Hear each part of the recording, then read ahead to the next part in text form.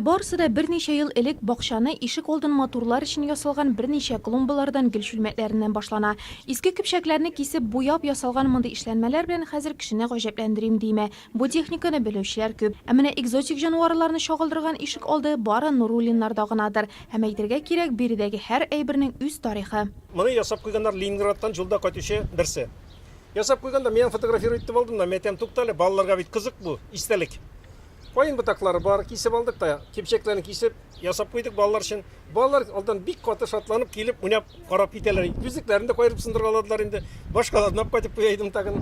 Ну, балалар өчен шатлык инде. Шуның белән дә ясап куелган нәрсә ул. Самат һәм Әлфия Нуруллиннар технология укытучылары да ландшафт дизайнын укыган белгечләр дә түгел. Гаилә башлыгы Самат ага заманында тракторчы, токарь, колхоз идарәсендә инженерда булып эшли. Лайыклы ялга киткәнче соңгы 17 елда Нурланит НГДУсында оператор вазифасын башкара.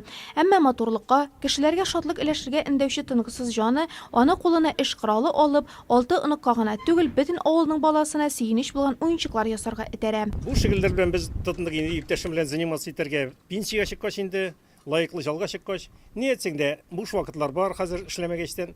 Алдан чәчәкләр үстерү белән шөгыльләндек, читәннәр өрү белән шөгыльләндек, читәннәр үрдек таллардан. Таллардан үсә, барбы кисә бер гытырга, илтеп мусорга төккәнчә читәннәр үрә башладык.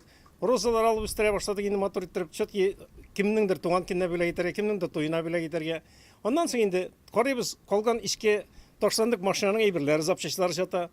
Аларны кайдар илтеп берткәнчә ясый башладык, шундый балаларга уенчыклар. Капка төбенә ясап куябыз да, балалар мәктәптән кайтып ушлый, туктап, уйныйлар, карыйлар, шатланалар. Мондый эшләнмәләр Нуруллиннарның ишек алдын гына түгел, өй эчендә бизәп тора.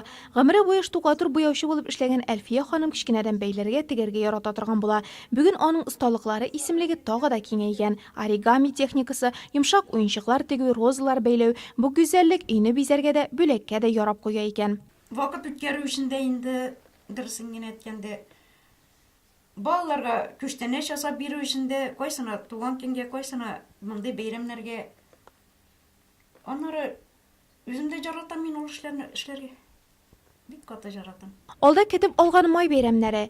Күңел авылга табигать кочагында ял итәргә ашкына. Бу ялларда Нуруллиннар капка төбе экзотик җанварлар белән фотога төшүче, уйнап ял итәргә килүче бала чаганың шатлыклы авазларыннан гөр килеп торыр шәт.